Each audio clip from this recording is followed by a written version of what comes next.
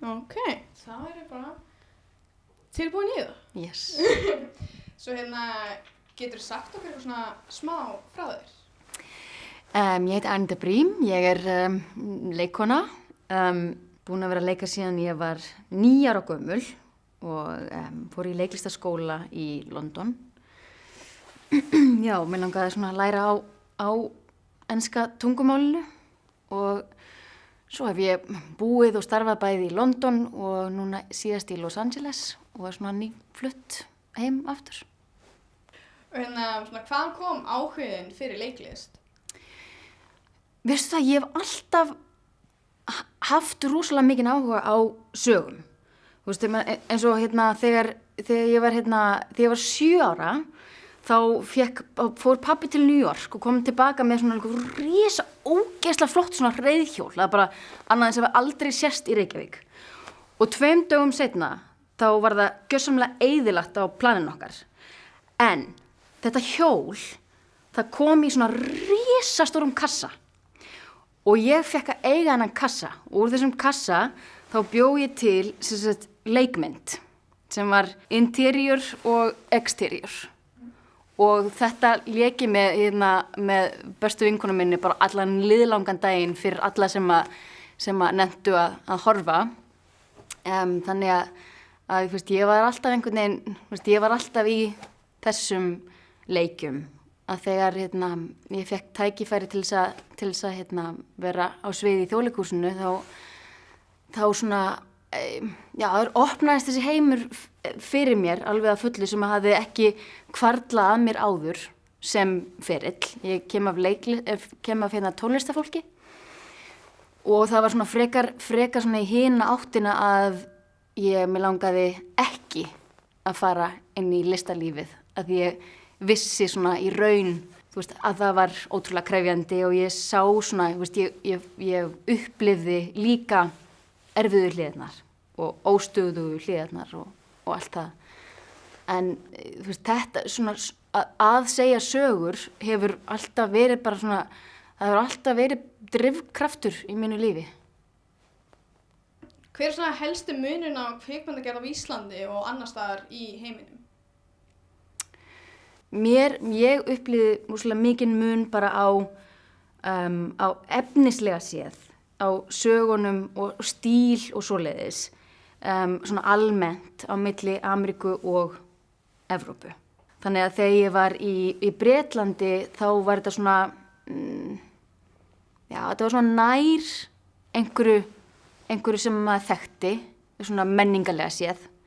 Og svo þegar ég kom til Bandaríkjanna þá var það svolítið annað og það var náttúrulega líka það held ég að ég var í Bandaríkjanum og kom á tíma, þannig að ég kom til Bandaríkjanna 2005 eða 2006, þar sem að allt er eiginlega, kannski 95% af öllu efni skrifað af miðaldra hvítum karlmönnum, þannig að hugmyndin af hvað kona er í sögu, í bíómyndið, sjónvarpið eða hverju sem er rosalega mikið séð bara frá einu sjónarmiði.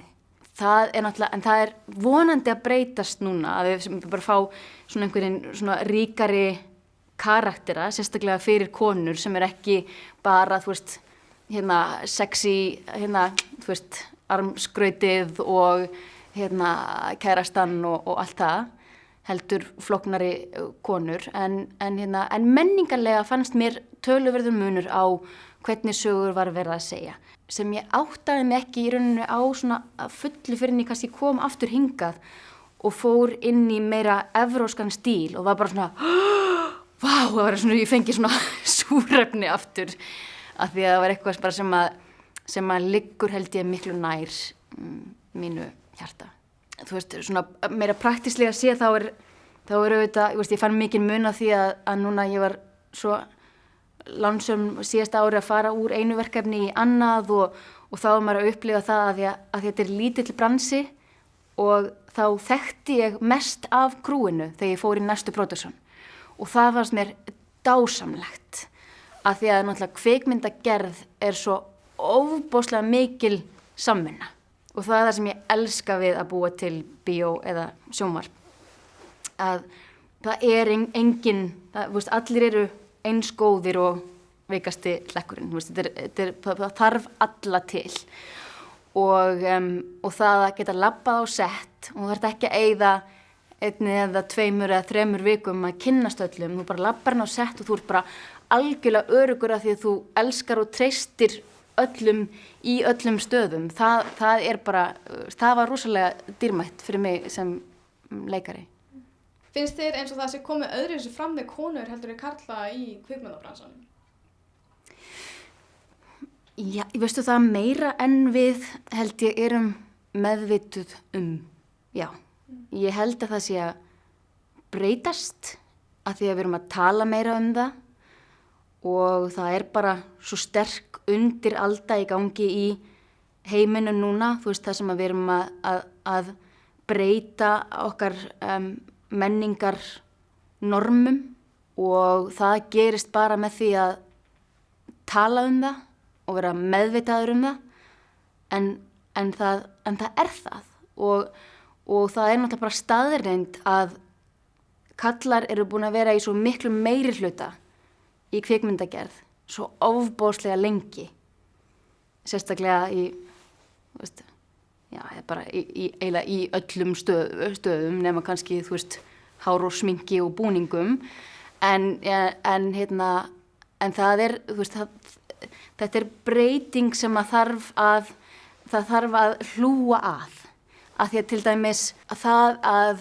vera með vinna undir kvenleikstjóra og þú veist ég er búin að vinna með 3 kvenleikstjórum núna síðustu 3 árin og þær eru allar mjög ólíkar þannig að þú veist en það er öðruvísi orka oft og sérstaklega þú tekur einhverju svona stöðu sem er náttúrulega leikstjórin er svona halgjör það er sýnin þessara sögu kemur alltaf gegnum leikstjóran í þessu formi og kona í þannig valdastöðu gefur frá sér öðruvísi orku en karl í þessari valdastöðu þó auðvitað sé fólk mjög misjafnt, sumir eru opinskáir og háværir og sumir og það er alveg saman hvort sem kallar það konur en það er öðruvísi en það er líka bara það að fólk er vant því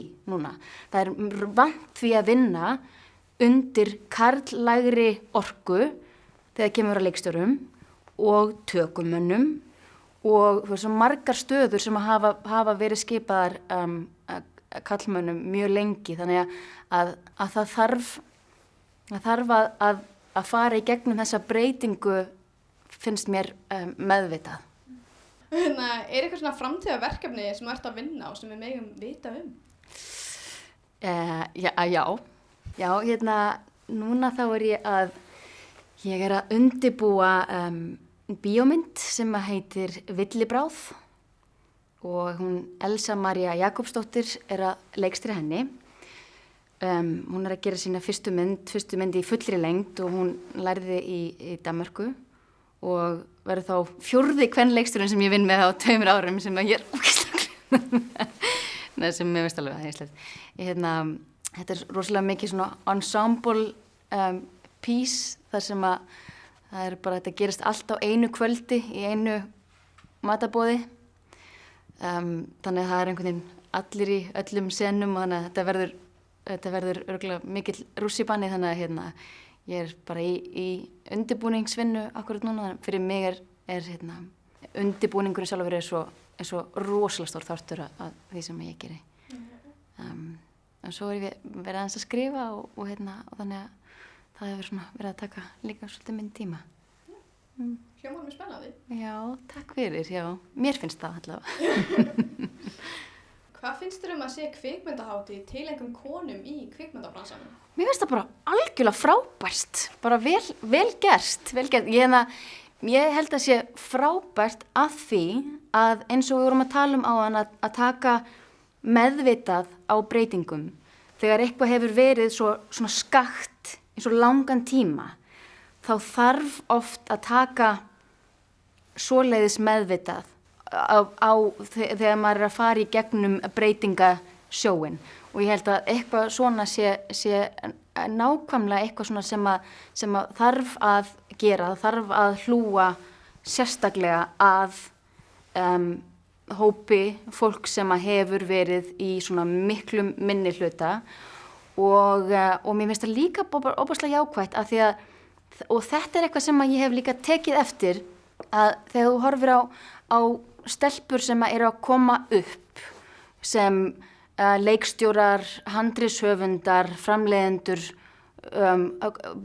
tökumenn, alveg sama hvað, að almennt, ef að má, ég held að það sé mikilvægt að tala almennt af því að þetta sé mikilvægt, þetta sem ég ætla að segja, er að stelpur, og ég finn þetta með sjálfur mér, að almennt séð vilja þær ekki leggja frá sér einhverja hugmynd þangað til að hún er einhvern veginn sterk, mótuð og fullsköpuð og við vitum að hún hafi rétt á sér og við erum alveg vissar að þetta sé mikilvægt og þess virði. Þetta er almennt séð, hefur verið mín reynsla af sérstaklega ungum konum og stelpum. Strákar, almennt séð, eru miklu óhræddari við að segja, já, prófum þetta bara. Ég ætla að vera leikstjóri. Og sér þetta mikið í leikstjóra deildinni sérstaklega.